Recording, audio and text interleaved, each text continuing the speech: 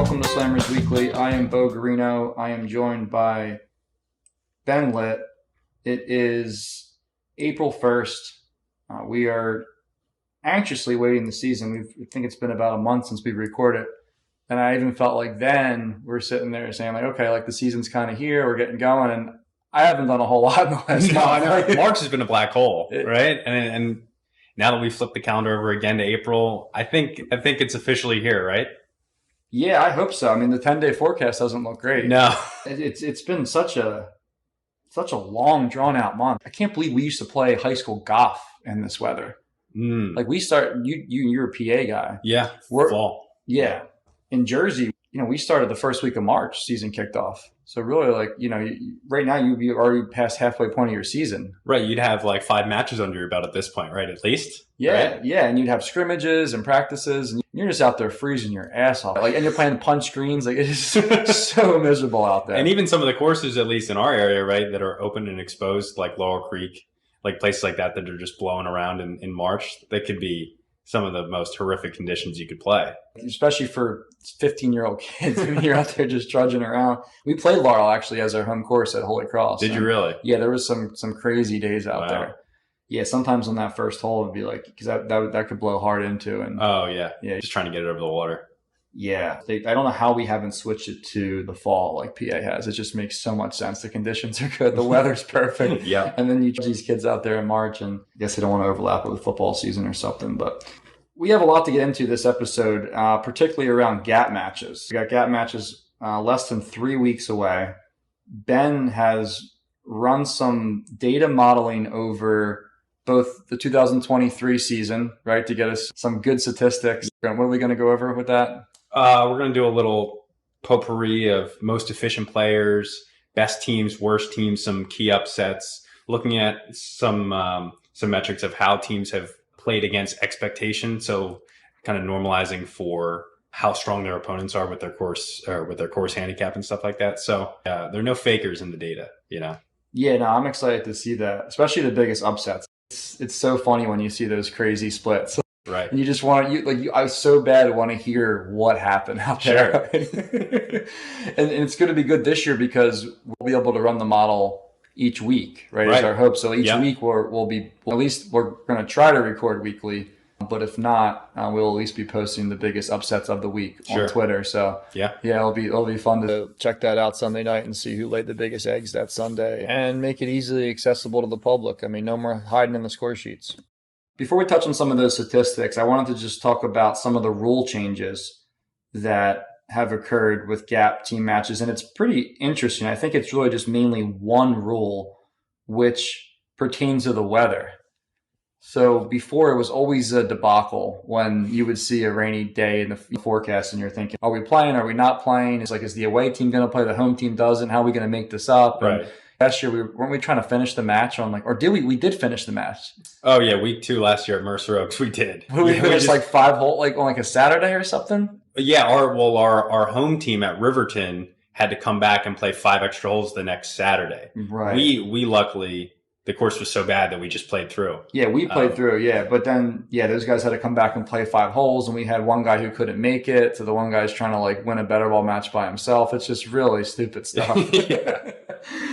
And so they got rid of the rule of now there's just going to be one uniform decision made by Gap, right? Yeah. That will apply to everybody in the section, which is going to be really interesting when you have a section that stretches from Wildwood up into, the northern necks of Pennsylvania. I mean, you're talking like a 4 or 5 hour stretch. I don't know how many miles. In any 250 direction. miles. Right? What would you say? I guess probably Philadelphia is actually the center, right? And I would probably say a 200-mile radius. Yeah, pretty close. Now they're going to Maryland. And on any given Sunday, we're probably talking 3 or 4 discrete weather systems that could be happening across the gap, right? And so if it's sunny up at Hawk Point, right, it could be thunderstorming up in Scranton. Yeah, there's that element.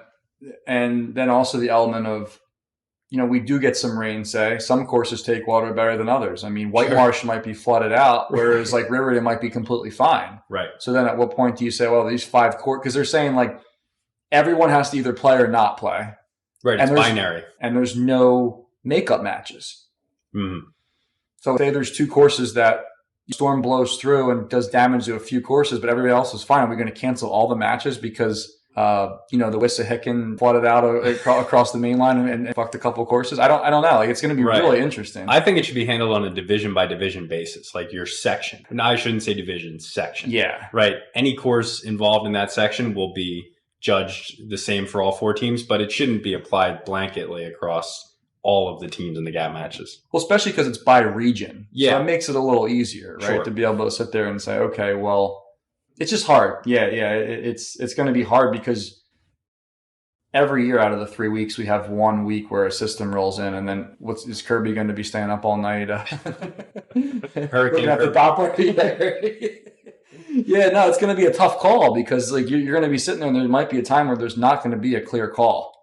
I doubt there is a time where there's a clear call. Yeah. Right. I can't think of a situation where it is clear. Like unless you have like a hurricane in April, right? Or a snowstorm. Yeah, exactly. Right? Like a blizzard. Other than that, it's going to be gray area. Someone's going to be pissed off at you. Right. Of course. And it's also going to be interesting too. I think it's worth noting. It makes your matches so much more important. Not only that you win, but you win by a lot.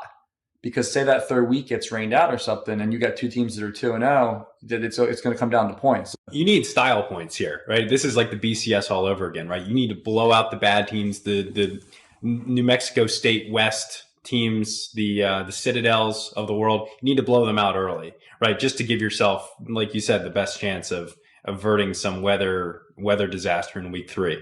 Yeah, and you look at like for us, like we're playing our Citadel of our division. It's like Morristown Field Club. Like we have to just drum those guys. Well, we get them week 3. Okay, damn it. Yeah, you're right. And we might get into the, but still, it still comes down to like that. Yeah, there's so many more elements now because you're like, well, it really sucks if there's that one team that has a chance of winning your B division with you, and then your match against the easy team, like a Field Club, gets canceled, and they play Field Club, and then all of a sudden, it can get so wacky. Straight, the schedule's all off. Yeah, right? It can get so wacky.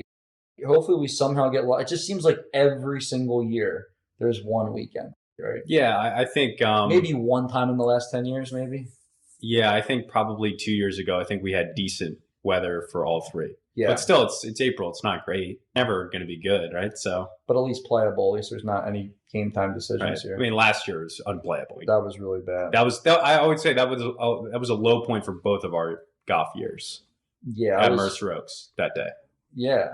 I mean, I won my match and I was incredibly down in the dumps. I was so down after that. We went to that Hooters and that was just like a really low day. I had strep throat, remember? Right. You were coming back from the bachelor party in AC that night, right? Only to come back up there to play a Muni in 3 inches of rain and then get Hooters after. I had like 102 degree fever. I was shaking out there. Right. Flew right to the urgent care, got the strep. Yeah, it was just, that day took a piece of me. It really did. I think it took a piece of all of us. Yeah, so it'll be interesting to see how that plays out. Well, hopefully it doesn't happen the first week and a gun gets put right to Kirby's head right off the bat. I bet you he's already checking the 20-day forecast. Sure. Yeah, I could send him a few models that I've been working with, the NOAA model, the Weather Underground model. I hope the Gap has a deep budget because those aren't cheap, to get those on your laptop. All right, so that's the rule change. And then last year we had gone through and done a segment similar to this. We're going to add some new stuff, but we wanted to regroup on some of the general advice that we had found in the data to give the captains, just to reiterate going forward in the current year. Yeah, I mean, we don't want to repeat ourselves here, but they're new listeners, right? We need to bring some people up to speed on industry best practices when it comes to setting a gap match lineup. Even me, I need a refresher. Sure, okay. I mean, I haven't back to school. It's been a year for me. I'm not a captain. Right? Sure. I don't really make. I don't think decisions. both of us should be captains at all. I don't think we're cut out for that. No, not political enough. No, that's a good point. Yeah, we don't really care enough about people's feelings. Man. That's half the game nowadays. Right, it is. Yeah, so at a high level, at least touching on the high points here, the first lesson we learned looking at the data was to always send your best players away. We saw in the data, and you can check back for our episode we did last year, but if you're holding handicaps all the same, right? If a 3 handicap is playing a 3 handicap at home, right? Your home player has less expected points scored in a match than if that 3 handicap played a 3 handicap on the road, right? And that goes all the way up as higher and higher as you go with the handicaps, right? So a 10 handicap has a bigger benefit playing at home, right, against another 10 than they would hitting the highway. Expected points. The expected points. Right. Correlate with the higher the handicap goes, the higher the differential between the home expected and the way expected. Exactly. And it shrinks down the better the player, which makes sense. Yeah, it does pass the eye test. So send your good player away. And then I think the second big thing we discovered was you have to employ the sacrificial lamb early and often. And we saw in the data that if you have a differential in the course handicap of about 7 or more, you have to match that guy up against the guy that's 7 shots better than him. Because we talked about this last year. The part of being gap match captain is giving everyone a chance, right? Giving everyone a fair shake, a chance to win their match. When in fact, it doesn't really pay to do that. You're better off sending your worst player against their best player, preferably if you're going on the road, right? So they have an even larger advantage with the home course advantage. So yeah, sacrifice early and often. And this was ran over, how many matches did we have again? Like hundreds of thousands. I think we had like 102,000 matches. Really? 4. It's a really good sample size. It is a nice sample size. Yeah. It's not like we're just running this over 1 year. And as part of being a captain, you got to deal with the blowback of when you get that little lineup card on the away team roster and you get all the handicaps of the home team guys. You got to deal with the blowback of putting your highest handicap against their club champ, first out. Sometimes you got to do your job, right? These choices ain't easy, right? Yeah, it's hard being the captain of a team when you do have a disparity in handicaps like that. Like it's easy when everybody can play. Sure. But when you have that one guy that you kind of tag along and he's going for the ride and it's like, man, where do we put Jim?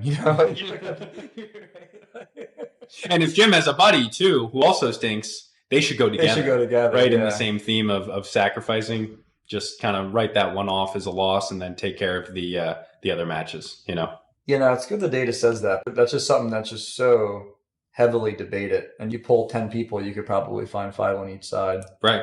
There's no clear, like over the years, and this is the thing too, I think a lot about the time with these matches is we only have 3 matches a year, right? Just don't count the playoff, right? If you're a captain, right.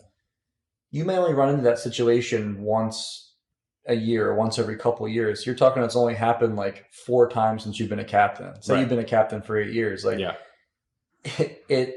it's very easy to have that just sample size biased where it's like, oh, well, last time we sent Jim there, right? Right. Like it's like he really plays up. He plays to his Remember he beat that guy from he started coming up with these crazy narratives and it's like, let's look at the large sample size. Let's look at what the data really says and what's going to shake out more often than not and not, when Jimmy, he got that heroic point up at Wyoming Valley back in 09. Right. Yeah. He shot even on that back. Had a roll and made 3 birds, right? Chipped in twice. That's probably not happening this year. The best is when you get guys who would be like the pom-pom guy for Jim. Like Jim can really putt, man. If we send him out there, he can get hot. He can start rolling it. I've seen it. I've seen it where he's right. And normally that guy is on the receiving end. Probably Jim's padding his better ball record at that point, right? In some of those matches. So it's funny how that works. And then also, what's funny about this time of the year too, I wanted to touch on was handicap manipulation. I almost think it's not done enough. And people were giving Lulu crap for it last year. I mean, they took it to the absolute extreme, right? Manipulating their handicaps to be all the same so they can just have the flexibility to kind of mix and match their teams within the AA. Fault them for doing that. It's a sophisticated operation, Speed limit's only a suggestion, right? You can speed, right? You can go over the limit. Yeah, right? and it's just, I know some guys were pissed off, and I don't know. I don't really know. To me, I think it's a form of gamemanship. And I think it's part of being a captain is going through your roster and making sure the handicaps are balanced out in the sense of you're like, hey, George is a 3. We need him on the first team, or at least have the ability to play him on the first team. Right. Let's get that handicap. You need the option. Yeah, you need the option. We can't have him parked in the 2-hole on the second team all year, right? While we got, a couple slapdicks on the first team who, carry zeros over the winter and show up and can't play. Right. It's like that's part of just managing your roster. And I think that's important this time of the year. And guys forget to oh, well, we're out of season. It's like, guys, I mean, just post a few scores from Florida. Just figure it out. Right. There's options here. Yeah. You can slide a few Baker's Bay numbers, some Jupiter numbers in there. It'll be all good. I mean, it is what it is. Sure, you could say it's unethical. I don't know. I mean, and you're going lower, right? It's not like you're sandbagging, right? Right. You're going the other way. You're not pumping guys up before the member and taking money from guys. Right. You're trying to that's sick. Yeah, that's a different story. Yeah, when you show up as a 10 handicap and shoot 73 and you're member, that's nobody likes that Of guy. course. But I mean, the guy who's trying to say, hey, I want an option to have my top 15 guys at my disposal to be able to pick and choose. Yeah. That's just playing the game to win. It's all about having bullets in the clip, you know? Mhm. And I think, again, that goes to the more political part of being a gap match captain, right? It's your job to maybe have a tough conversation, tap a guy on the shoulder that's carrying the Hollywood index, right? Carrying the 0, the +1, that he's probably more like a 3, right? And you're boxing out some of the guys that are higher indexes, right? So those are tough conversations to have. I would never want to have those, you know, with a player. How would you go about that? I don't even know. Yeah. Because it has to happen, right? At clubs where there's some guy that comes in way too low, right? And everyone knows his game and he's not that good. And how do you even do it? How would you deal with that? I probably wouldn't even point to the handicap. I would probably point to recent results, right? Sure. To say, hey man, like you played in the club championship qualifier last year, you shot 85 as a 0, right? Like acceptable. Over the limit, under arrest. Yeah, right? I'm looking at the numbers, and then if he doesn't have any tournaments, you could even point to that to say, hey, we have other guys that are 2 handicaps, but they're competitive golfers. They're playing in qualifiers. They qualified for the Philly Open last year or whatever. Right. You're not playing in tournaments like.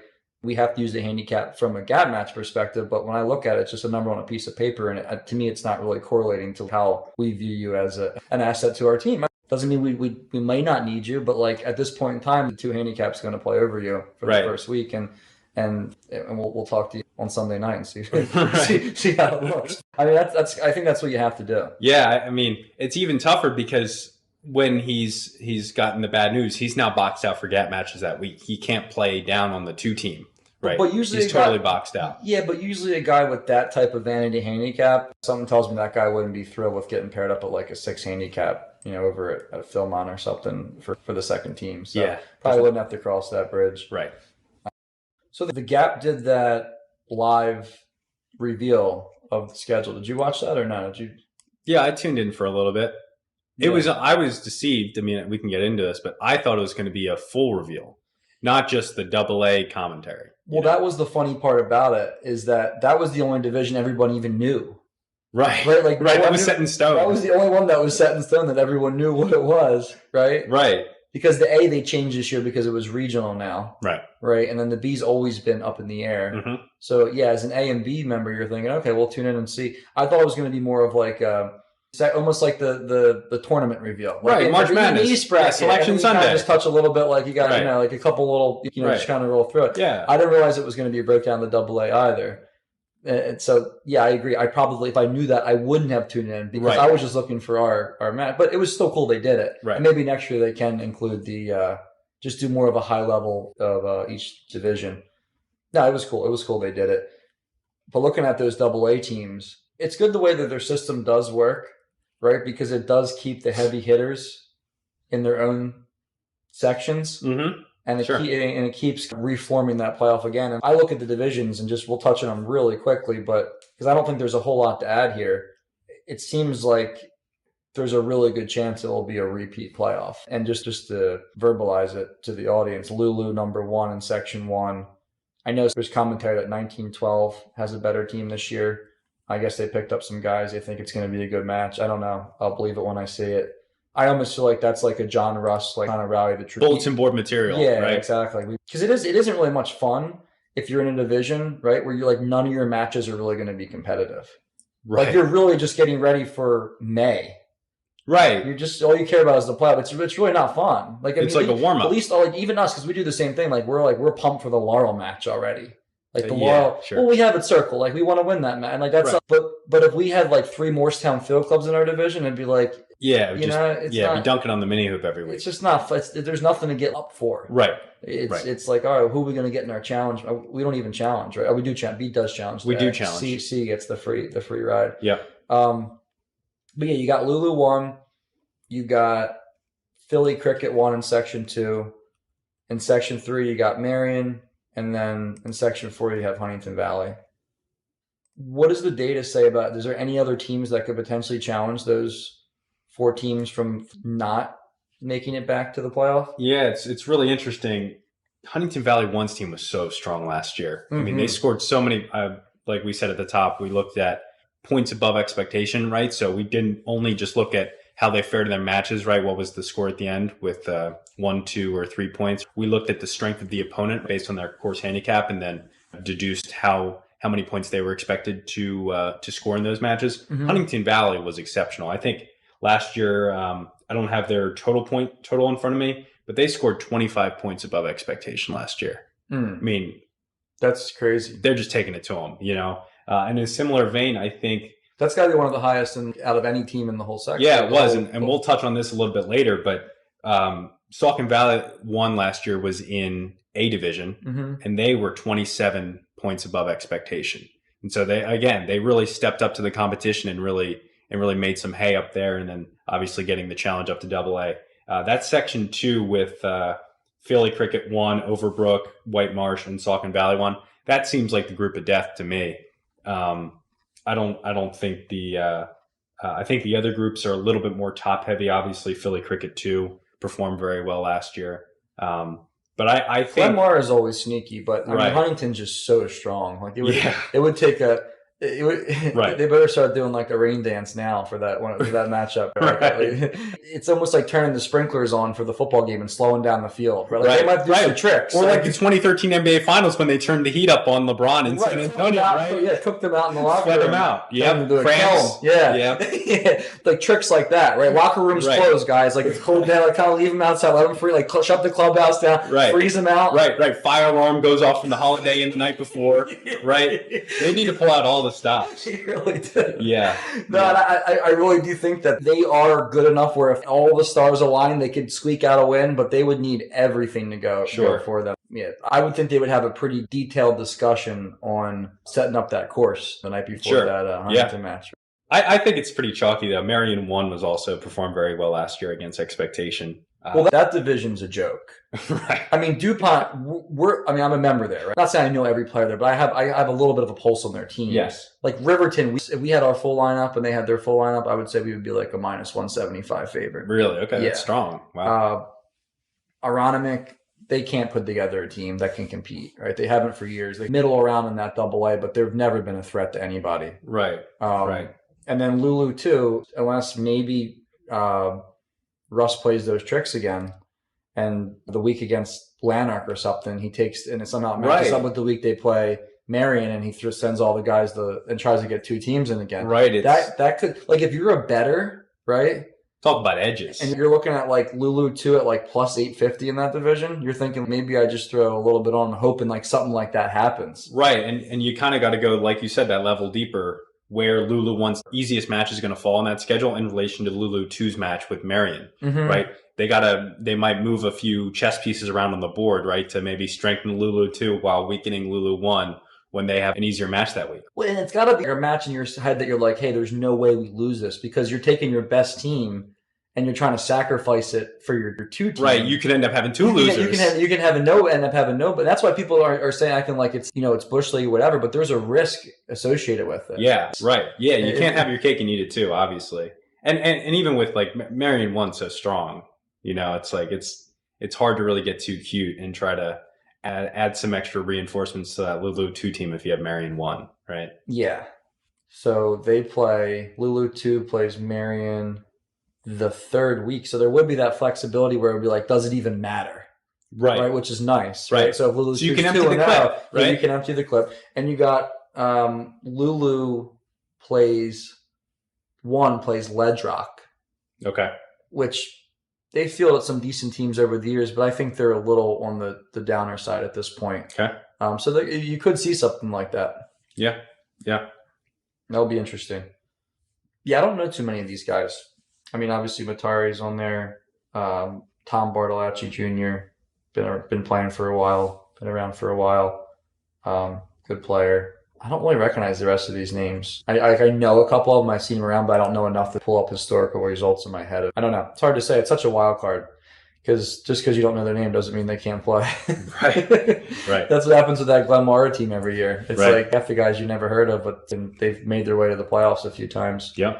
So I don't know. I'm going to stick to the chalk. I'm not saying that these teams have no chance, but if you're putting your money on it, you just go to the chalk and you're already scouting out the playoff. Got your eyes set on the Super Bowl. Yeah, I agree. Yeah, and even we saw that. I'm not sure if the viewership had a chance to catch that Inside Golf episode on the Gap matches where they did bring in the captains of the four chalk AA teams. But it does seem from the interviews that they gave that they were kind of gearing up to play each other at the end of the season. Yeah, that was an interesting one. They did that. That was cool. That it is funny how much popularity the Gap matches have gotten over the last few years. Right. It feels like they're just gaining more and more steam. Right. I don't know if it's just because of the social media landscape or what it is. But yeah, I mean, the fact that they did a whole Inside Golf episode on was pretty cool. Right. They're 30 minutes on TV. Yeah, they're getting the whole NBC Sunday morning, 10:30, whatever it is. Yeah.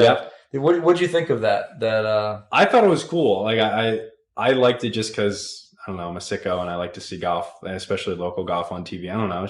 It's fun to see something people talking about that you participate in. Yeah. Just like anything. Right, just like having some sort of familiarity, and I thought it was just cool. No, it is cool. Yeah, it was good. It's hard to do those panel interviews with 4 different people. It can be a little overwhelming at times, I feel like. But yeah, no, I thought they did a good job, and I would have liked to just seen like a one-on-one with Conrad. Honestly, right. I mean, he's got. It seemed like there were a lot of those. The other guys, they were great too, but Conrad is just so funny, man. He seemed like he had a lot of other stories in the chamber there. I like what he said about crossing the wall over going up with that Allegheny Tunnel or whatever it is. Is that what it's called? Lehigh Tunnel. Is it the Lehigh Tunnel? Lehigh Tunnel. Yeah, I'm thinking of the Lehigh Tunnel. Yeah, because I guess you got to take that to get up to Glen Mora. Right? Yeah. And some of those other, obviously, the Scranton places, stuff like that. It is funny. It is almost like crossing into like a different universe over there. Once you get over, it's almost like it's sunny and you get through that tunnel and all of a sudden you're like what's going to be on the other side? You know? That was good. Do we want to start with the data? Let's get into it. Do a little year in review? I'm looking forward to hearing this stuff because you have not prepped me on any of this. This is all I want to remain surprised, so I want to hear some of the stuff. Yeah. So I wanted to start off, we looked at just 2023 data, just want to do a little year in review, just see what happened, some cool stuff, some upsets, some high. I want to take first look at the best teams based on how many points you scored in your section in the year. And actually the top team this year coming out of Division C was Atlantic City 1. They scored 118.5 points this season, which is pretty crazy because the total amount of points you can score in a total season is 162. So they scored 118.5 points. Coming in second was IREM 1. I think they're hosting a Gap qualifier this year. IREM had 115 points. What division are they in? B or C. This is all C's, or this is just across the whole board? So this is across the whole board. Yeah. I'm going to get to A and B soon. But and then Valley Brook 1 was also a C team. And they scored 114 points. So these teams were just drubbing people in the lower echelons of those C divisions are where you can really get some disparity in. Right. So you can get some really bad C teams. Sure. I mean, we were in that C bracket the one year. We actually happened to have pretty decent matches, which was crazy. Right. But then you look at some other teams, and they're lucky to have 3 or 4 players that are single-digit handicaps. Right. And so going to the non-C, just because I like to look at teams that actually have to play a challenge match, the best team that wasn't in C was Saucon Valley 1. So like we were saying in A division there, they scored 113.5 points and then just totally drummed their opponent to get up to AA. So that was a successful challenge. The other team, top of the list here, was Kennett Square 1, which was in B, scoring 111 points. They drummed their opponent, got up to A. And then as well there, Lulu 3 scored the same amount of points in B, successful challenge up to A. So they're in A now. So it seems like there's a very high correlation to if you just roll through your section and score a bunch of points, like the challenge match is a cakewalk. This isn't like the Aaron Rodgers Green Bay Packers, 14-2, 15-1, and then all of a sudden you get, the paper tiger the 49ers roll into town and just pull you out of a Lambo. Right, yeah. No folding up like a cheap suit here. I was looking down just at the high scores of B and A division. Everyone has a successful challenge. Like the top 8 scorers, successful challenge, which takes me to the worst teams. So the worst team in Gap last year, based on scoring points, was Carlisle 2 in C division. They scored 23 points out of a possible 162 points. Wow. That's tough. C division. I'm not sure. So breaking it down by player, they're averaging like 1.5 a player across the board for the whole 3 weeks. Right. So like if you can win 1-9, you're almost doing your job on Right. Carlisle. You're Right. meets expectations, right? You're not getting fired. Yes, that's grim. That's really grim. Coming in second here, Concord 2 in B division. They scored 27.5 points. Again, just getting totally drummed. They lost their challenge match handily, so they're now down in C. Close to the Patterson Cup this year. Hosting the Patterson Cup, and I think it's in Pennsylvania. It's not a Delaware course. Oh, why did I think it was Delaware? Maybe it was. I don't know. Is it right on the border? I think it might be right on the border. Did I say it was a Delaware course? I think you did. Yeah, I did. I misspoke. We just want to correct the record. Yeah, man. Always struggle on that border over there. And then rounding out the top three here, we have Cherry Valley 1, Saucon Valley 3, both C division teams coming in at 32 and 35.5 points. These are tough to stomach. And kind of in the same theme as the best teams with challenging up when they really went out and got it in their divisions. All of these teams at the bottom of the point totals all lost their challenge matches and are going divisions down next year. Yeah, well, it's not like they have anybody in reserve to bring in for the challenge match. They got the college kids coming back for the 2 teams. Right. They're probably getting worse. Like, people are losing more and more interest as the weeks go on. They're having harder times filling these teams. Right, they're completely out of bullets, and I think morale hits a low after that week 3, and they've got nothing else to give. Right, yeah, they've already flattened. A lot of those guys who are playing on the 2 and 3 teams are guys who don't really know much about the matches, and they're like, "Oh, this will be fun." And then you go out in the rain and get crushed, and you go, "This isn't as much fun as I thought." It's not for me, right? Yeah, I mean, this wasn't worth the wife giving me shit for being gone for 9 hours, right? Right. I think I'll just take next week off and get back and good with her. Yeah, can't imagine they get some good rosters that week 4 for the challenge matches. No, that's almost like you're almost paying people to show up. Like, we'll give you a free meal. Right. Like, you don't have to pay your card fee. Like, we just need to field a team at this point, right? So, I figured I would hit the best and worst teams of the season just to start off. Now I want to actually get into some upsets. So this is actually some pretty fun stuff here. So I want to start first off with some road upsets. So, all right, Bo, I want to go back to week 1 last year, April 23rd, 2023. In D division, we had a square off here between Pittman's first team and Tavistock's 5 team. Okay, the old Pittman Uno. This match is being played at Pittman. Okay, right? I can't believe they even have a team. That's nuts. Right, Pittman won. So we have Russell Jones. He's carrying a 7 handicap. He's playing Andrew Walker. Right, so our home team player is a 7 handicap. Andrew Walker hitting the highway as a 21. And here, obviously, a lot of slugfest in this match. I'm happy to say Andrew, the road pup, have the front, won the back, won the overall for 2.5 points. The 21 took 2.5 points off of the 7. So on the road. Came on the road. Went into Pittman. Right. The full works, and he gave low vibe place too. Not like you're going to catch a vibe down there in Pittman, right? And that's the place you just put on your blinders and you just try to just get through. Absolutely, yeah. And I mean, a 21 versus a 7. That's absurd. There's no answer for that. I want to add a little side note. I was doing a little bit more research on that Tavistock 5 team and some of the gin there. Andrew Walker, the 21, is carrying an 8.5 now. Okay. 1 year later. He must have just picked up the sticks. That's incredible. That is incredible. So it makes a little more sense now. Right. I mean, he was literally getting better by the hole out there. Like, he probably he had the fun. He was probably down to like a dynamic 16 by the 18th hole. Right. Talk about flexible pricing, you know. Another one we saw here, week 3, David Jackson of Philmont 2 team playing home, who's carrying an 8 handicap, and then we have Nick Ornosky, a Glen Oaks 3 member, carrying another 21. So this is a 21 against an 8. And again, 2.5 points. It looks like Nick had his foot on David's throat the whole time, and it was just kind of wire to wire there. 2.5. Really left no doubt there. But that's crazy to me. How, like, especially we were talking offline about week 1 upsets, week 2 upsets, week 3 upsets. Mm-hmm. This is happening week 3. Like, this guy, Dave Jackson of Philmont, you've been playing 3 matches, it's right? May, brother. How do you let this guy off the hook? You're almost in the peak of the season at that point. You're right. The green. Right. It's scary at this point, right? Oh my goodness! I hope we see David on the 3rd Philmont 3 next year instead, because Some losses are bad. This one's pretty bad as well, especially at home. You know? Yeah, I had one really bad gap match loss. I think I was carrying a 2 at the time.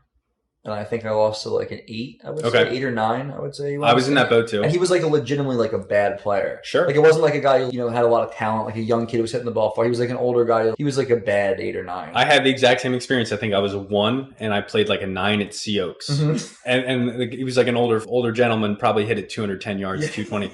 And I just laid down. He just crushed me. Yeah, it was one of those I shoot 81, he shoots 78 kind of deals. Right. Like kind of how you would draw it up, how you would lose as a 2 to a 9 or whatever on the road. It was at Doylestown, which we play week 1 this year. So I'm hoping to get my chance to redeem myself over there in D-Town.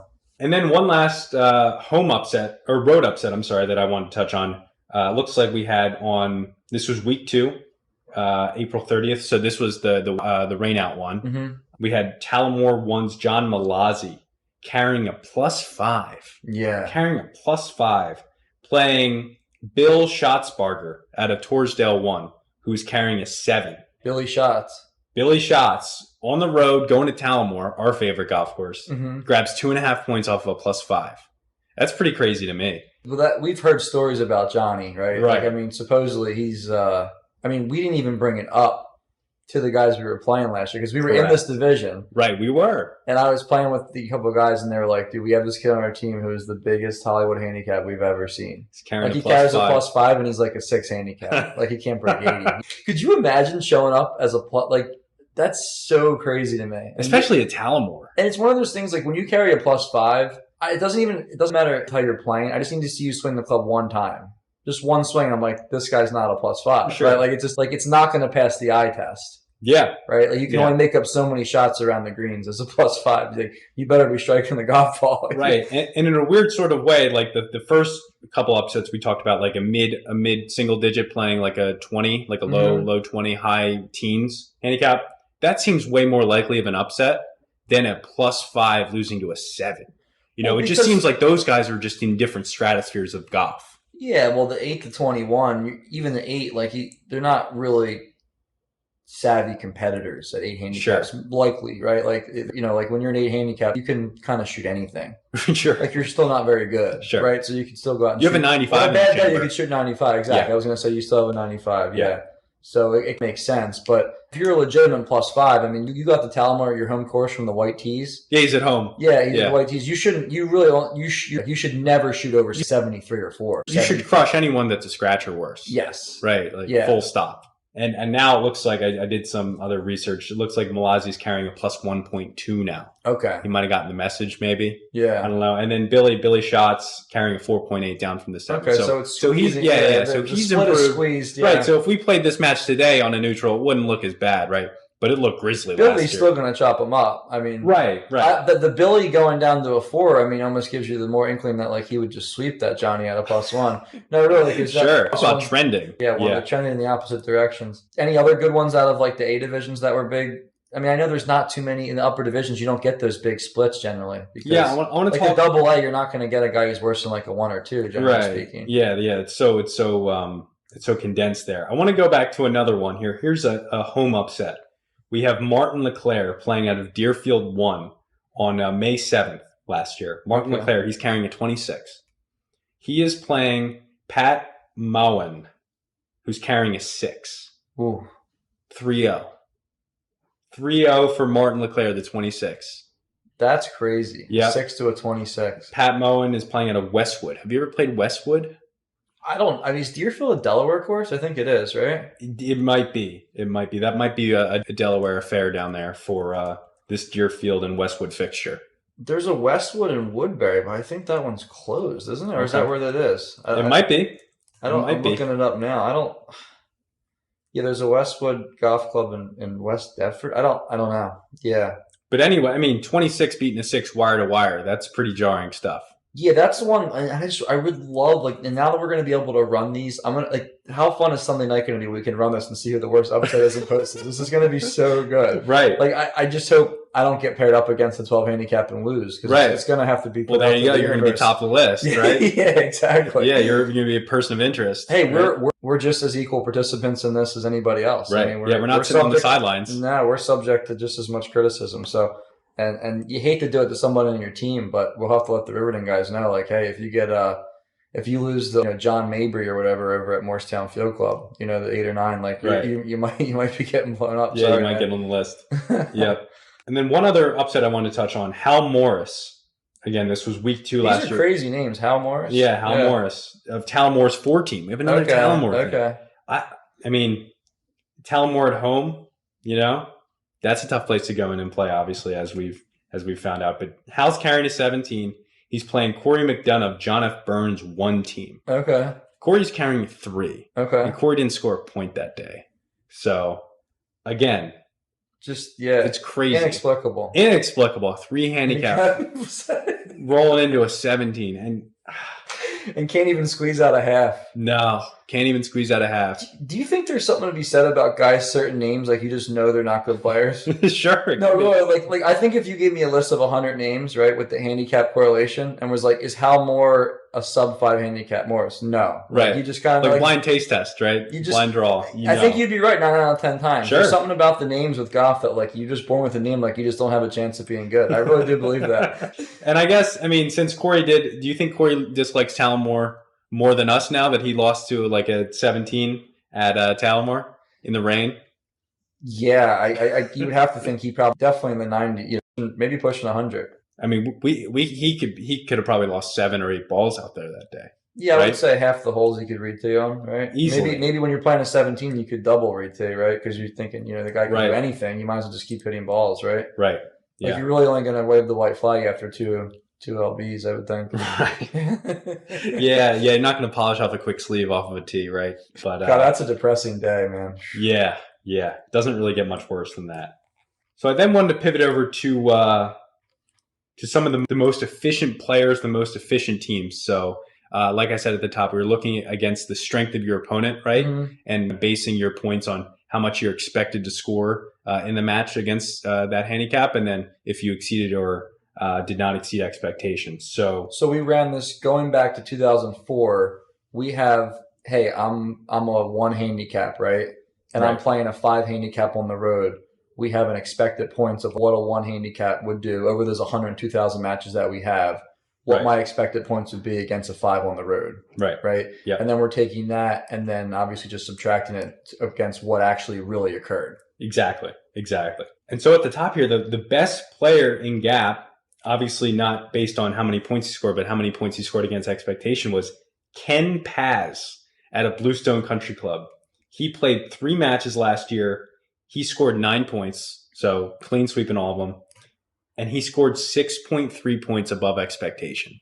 So Ken was up against it in all of these matches. I mean, when he even teed up here, we had he's expected to score almost 2.7 points in those 3 matches, right? And he scores 9. And he runs roughshod through it. Yeah, that's crazy. Isn't that incredible? I mean, that's a sound the alarm special, though. It sounds like Ken might be a sandbagger, right? Really though, it's more impressive when you know the guys and know the handicaps, right? But it sounds like Ken needs an adjustment. Sure, right?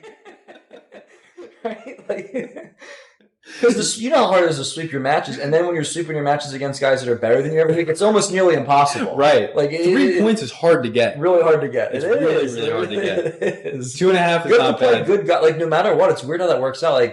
So many times you can go out and shoot a really good score and somebody nips you for a half point on the back 9, right? It's 2-1. Yeah, 2-1. Yeah, so many times you go out and shoot around par and you play someone that's we're not playing +5s. Right. You play another 1 handicap and you both shoot 73 or something and whatever. It's hard. Yeah. Right. Yeah. And Ken kind of lifted and separated here. He was kind of well above the rest. So as you said, might need an adjustment there.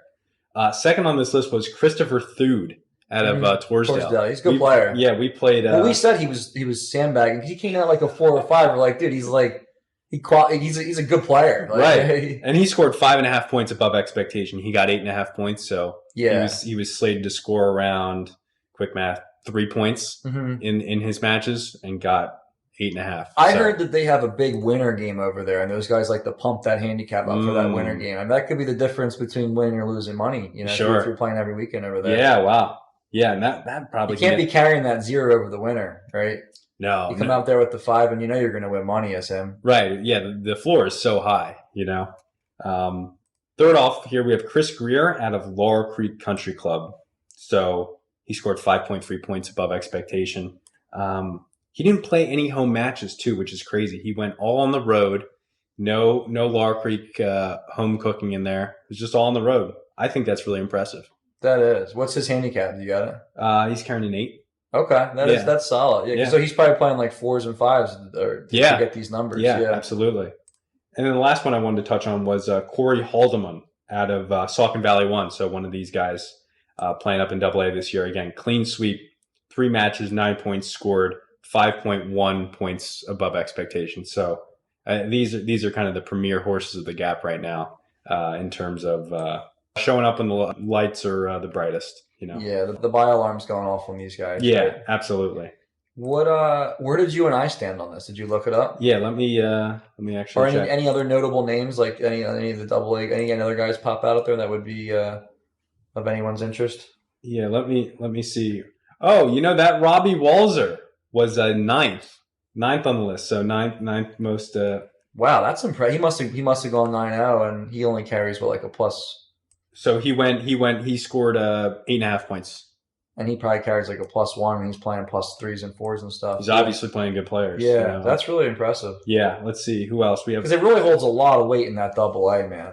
Yeah. When you're beating, like, those guys are so good. He's such a gamer too. I played with him 2 years ago at Huntington Valley in one of those scrimmages that we had. He's such a gamer. Yeah. You know, like he's ready to chop your head off in some of these things, right? He feels like to me like a Brian Harmon character where he's like obviously not the stature, but like he's a dog in match guy. play. Right, but he's a dog in match play. Yeah. Like, you know he's just going to rip your head off, right? He might not shoot 70-70 in the Philly M qualifying, right, and make match play, but he's probably going to crush you in a gap match at Philly Cricket, you know. Yeah. And these are 3 matches on the highway too. 8.5 points on the highway. So tough in AA, go on the road, and that's good. I always feel like it's easy on the road when you're playing a good player to get yourself in a little bit of a hole. Right. And I don't mind being in a hole at home because I love our back 9. And, you know, you just feel like, oh, I'll get it back. I'll get it back. When you're on the road, you're thinking, how am I going to get this back? Right. Right. I'm 3 down through 5 or 6. And it's like, dude, I'm in trouble. Yeah. Once you get down away, like it's really tough. It's a tough road. You almost have to winning 2 holes is like 1 hole. Yes. Right. It's it's so hard to come back. You don't have anything to draw on mentally to say, okay, hey, well, we know where the pins are going to be. They're a little tricked up, and you can kind of say, well, this 5-hole stretch, I'll gain some ground back. Whereas on the road, you're just thinking, I could get beat 7 down. Like your mind could almost go the other way, where you're thinking like, this could get really ugly if I don't do something like now. Going down this list, this is actually a pretty funny one. 23rd on the list here, and again, we're looking at a sample size of 6,900 players played in gap matches last year. Mm-hmm. Was it 69? 69. 50 was it or something? 69, 62. 69, 62, okay. Yep. 23rd on this list, Michael O'Keefe at Laurel Creek 1. Our boy scored, Mike. What did he have? He had 3 home matches. He scored 8.5 points in those, and I think that was around like 4.5 points above expectation. Oh wow! Yeah, so Michael really suited up there. I think he's on the borderline of making the 1 team at Laurel. So hopefully the Laurel captains listen. And get some slot at. It looks like he played Laurel Creek 1 on the Laurel Creek 1 team last year. Yeah, I think he was. But this year I think he's like right around. I think he's going to make it. But I'm saying, if not, hopefully the captain. This is number you kind of want to slip on the captain's desk. And you know, funny enough, right below him on this list was Marty Dow. Oh, our buddy Marty. Yeah. He also probably consumed, like, not even a joke, probably 68 high noons in those matches. Not really, like, that was probably the total you would put at that. I think they said he's at like 20 or 22 a day or something like this, his total. I think they ordered a whole pallet for him, they said. Not really. I knew this would kill me. Because I saw Marty. Unbelievable. Well, and to your point about the high noons, Marty did hit the highway in all 3 matches. Oh, we did. Yeah. Okay. Yeah. So I wonder, Tailgating out there in the lot, right? I wonder if he had enough supply. Well, I mean, he's a guy that's an absolute nightmare if you show up on an open tab on the road. I mean, you all of a sudden, because you know that sometimes they chop up the bill, Right? And all of a sudden, that 1 week Marty Dow rolls into town, and all of a sudden you're getting like a $100 charge in your account, and you're like, "What the hell?" Like, I need a breakdown of this. And then all of a sudden you see 32 grapefruit high noons. You're like, right? He's almost him and his partner. He's almost directing the truck, like backing it up right to the car. Right? Yeah, he's got like the hydraulic lift, the pump. He's got got it on the dolly, pushing around. That's incredible. So yeah, Mike it's and funny Marty. Because like it's a little bit hyperbole, but it's pretty accurate. Like I said, I've heard he really can drink like in the 20s of high noons a day, like just golfing. Yeah, not like hanging out all day, like just while he's there golfing on the course, like right. like a 25. Like it's not a big deal, right. Yeah, that's incredible. Another notable back here was Dan Keenan at 25. Okay, a little mill. Yeah, very, very solid player. Had a good year last year, obviously. Marty McGuckin, 43 at 43 there. Mm-hmm. Philly Cricket first team. I played with him one time. He's a good player, really nice kid too. Yeah. And then Riverton's own Jack Wallace at 73. So that doesn't really surprise anyone, right? Nah, that Jack's always going to be near the top of those lists, right? Especially for these gap matches. Yeah. Where were you and I? I'm curious. Oh, let's see. I mean, candidly, Bo, I'm probably near the bottom. Let's see. Whew, yeah. Rough year for your boy. 6,700th on this list. 67.29 out of 69. Dude, that would have been a great line to put on your little video. 67. 67. Yeah, 67.29 for me. Yes, that is my ranking. I went on the highway 3 times. You didn't play that bad. I don't get that. No, because we won all the better balls. Yeah, okay. And you played bad players, so that's why it hurts. Right. Yeah, the EPA. And so I scored almost 3 points below expectation. What would you expect at like 8, around 8 or something? My expected was around 6. Okay, and you only had I had 3 points. I didn't realize that. Yeah, I thought because Talamore you won. That was the only time you won. I remember you crushed your guy at Talamore. Right. Well, then I had the Mercer Oaks debacle. I just shut off. I checked out. Yeah. And then Torresdale, no show. That's my customary week 1 no show. Right. We can price that into the model. Right. You can clearly see that there's a pronounced trend upward. Week 1, 2, 3 there. Well, speaking of that. Have we seen if there's a difference in upsets from week 1 to week 3? Like, is somebody more likely to be upset in week 1? Because I think it could go either way. Right. Because you could say like, hey, if you take a 0 handicap and a 10 handicap, right, and neither of them been playing, you would think that the 0 would be able to put the ball in the hole better than the 10 would, relative to how they like you would think the 10 would need a little bit more practice to play his game than the 0 would. Right. We saw more upsets in week 1 too. Really? Yeah. We so did. It is guys coming out rusty. It is a 0 who hasn't played or whatever. Or the index is kind of a little phony, right? So what was the week 1 was the most upsets? Week 1 was how did you do it? Percent? Like how did you figure out like what? Do you remember the numbers you did, or was it I just did it above a certain expected points threshold. Okay. And the most upset was it a lot different or no? Like no, it wasn't. It wasn't significant. But you saw it. You saw the downhill climb from week 1 to 2 to 3. So there was a trend down. Okay, that makes sense. Yeah. You were 188th on this list. Okay. Yeah. So 188th out of 6,900. That's pretty damn good. I'll add that to the resume. I still have 1 year of eligibility left in college. There you go. When I get my master's, that's going on the golf resume. Yeah, you went on the highway, three matches, 8 total points, about 3.2 points above expectation. It's pretty good, you know? Yeah, that's about as good as I've ever done. I'm glad you ran this for this year. Sure. I think those 3 matches, I think I'm finally above 500. Are you really? I think I'm like 19 and 18 or something now. Wow. That's incredible. Yeah, I've had a lot of losses, man. A lot of losses. Haven't we all? Probably me more than most. But anything else you want to share? Yeah, I wanted to I know we touched on like home course advantage last year, but just by the amount of points the home team scored versus away. And I think we would agree that's kind of a caveman method. So I actually looked at the home courses, how much a home team scores above expectation, right? I think that's a little bit more sophisticated way of looking at it based on the strength of your opponent, all that good stuff. And again, it's kind of the same names, but it's good to see the numbers confirm it. Philly Cricket 1 and Philly Cricket 4 teams, biggest home field advantage, biggest point scores at home above expectation. So once again, just now we're using the EPA. the expected over what actually occurred by course. By course. And Philly cricket was the number one. Philly cricket. Like you're talking about all of it, like just like as a course, as a club. Yeah. Okay. Yeah. Wow. So cricket club's one. Cricket club 1. Merion 2. Merion 2. Yeah. Not surprised. That cricket's a weird place to play because it's one of the only courses in the whole section that really forces your hand on how you have to play that place. Like you have to hit it long. You have to air the ball out. There's really a disparity in scores relative to how long you are. It is such a big ballpark, and it's tough if you're going in there as an underdog. It is tough to win, right? It's if you're a 10 going in there and playing a 5. That's not the type of golf course to kind of fake it around and win one, right? No. It puts too many big time shots in your hand, too many long clubs, right? Yeah. Too many carry. Like it's just, it's to me out there, I just feel like you have to really air the ball out. I struggle out there because I like to hit it lower, and it's just not a low man's course out there. No. Like that's almost a course like if you really were like a serious golfer and wanted to compete and they had the Philly Open out there, which once again, I don't check any of those boxes.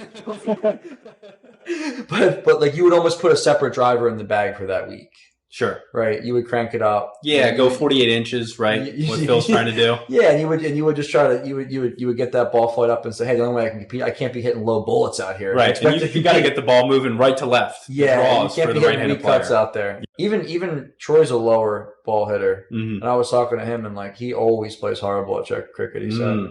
For the same reason, because he was saying like a lot of for the longer guys, a lot of those bunkers are out of play too. There's a lot in that 270 to 275 carry range where he's landing in them all day, and they're just they're just hammering and just chopping out of the right, just bombing and gouging the place.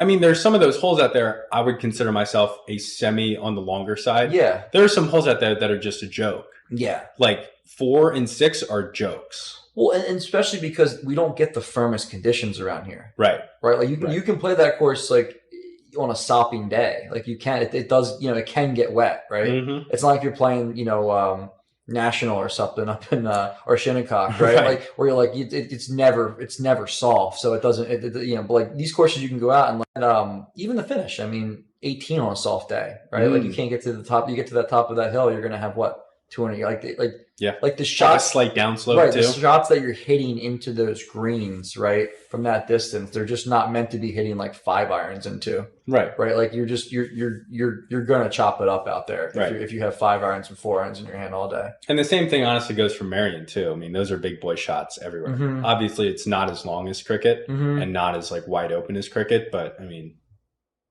yeah, it's an exceptionally hard golf course. I wonder how many people also just not as much in the one division, obviously, but other divisions are they just kind of blow their load early because they're at Merion, right? Right, right. It's an emotional. The stars are the lights are too bright, sort of that thing. Well, they're out there taking pictures. They don't even really care about the match. They're just they're more about like, I'm playing Merion today, and they forget they're responsible for a score. Right. Yeah. Other notables on this list: Torresdale's first team was 7th in home course advantage. I don't think that comes to a surprise of either of us based on the greens out there. And got to know where to miss it. Yeah. It's just simply you got to miss in the right spots. Huntington Valley 1 rounds out the top 10. Obviously has, So these are all one teams or these are all by... These are all courses. So the other ones, but you're saying it's just their one team. When you say Huntington Valley 1. Right. Oh, so it is by the team as well. It is by the team. Oh, so you're doing the one team. Okay. Yeah. That makes sense. Okay. Yeah. Okay. So Huntington's 10. Towards it definitely, this passes the eye test because those are all really, it's almost amazing Huntington isn't even a little higher. But once again, a lot of those AA guys, they have a ton of experience at Huntington. But people see the course a lot. Yeah, there's been so many majors there over the past 10 years. So I guess that kind of takes a little bit of an advantage away from them. Yeah. I would say if you were to say courses blind though, I would have to think Huntington it'd be hard to see them out like the top 3. Right. Like if you just wanted to say like nobody's played this place before. Right. That you wouldn't make anything. No. You'd make zero putts. You'd make 0 putts. Yeah. Especially if you didn't have a caddy out there. You'd be blind. And then one last cool thing I wanted to take a look at was what I'm calling the U.S. Ryder Cup Award. And so obviously if people that listen to the pod are fans of golf, they probably watch the Ryder Cup and they know that the U.S. team stinks in the Ryder Cup. And so that was kind of the spirit of this award. For the teams that really the gap match teams that really did well in their head-to-head matches, right? Playing one-on-one traditional golf versus the worst in the better ball. So to say that again, best head-to-head, but the worst in the better ball. So bad as teams, good as individuals. So I'm happy to report, actually, this is weird, but Huntington Valley's second team is going to get that award this year. They were 15th in the entire gap out of like about 400 teams in head-to-head scoring, right? So in their one-on-one matches, and they ranked like 100th in better ball scoring.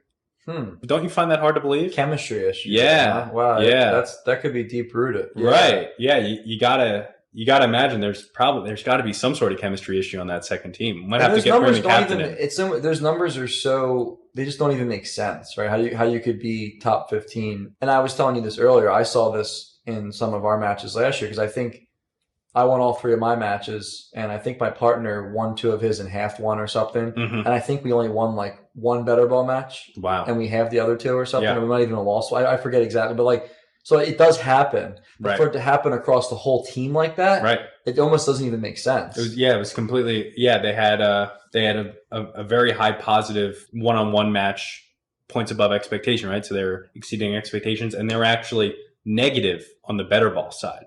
So they were underperforming expectations on the better ball side.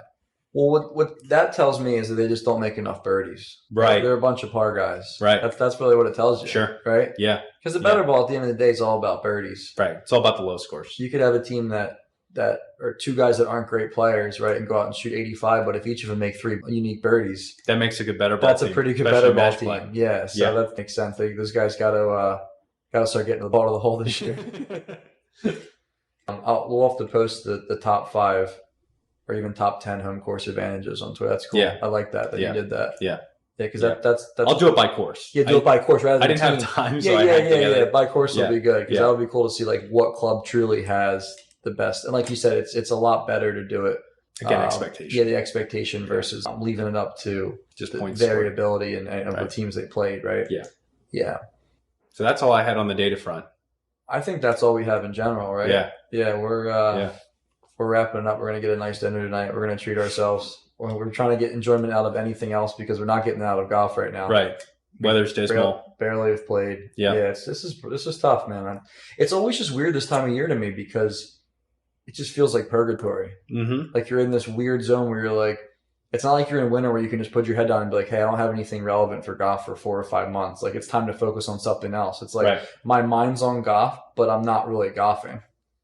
Yeah, you can't exercise the urge. I'm not really we've gone to the sim, like I've hit some balls, you walk a couple holes, but like you're not golfing, right? Yeah. So it's just not even close to it. It just doesn't. And you keep thinking it's like, wow, qualifiers in 2 weeks from now.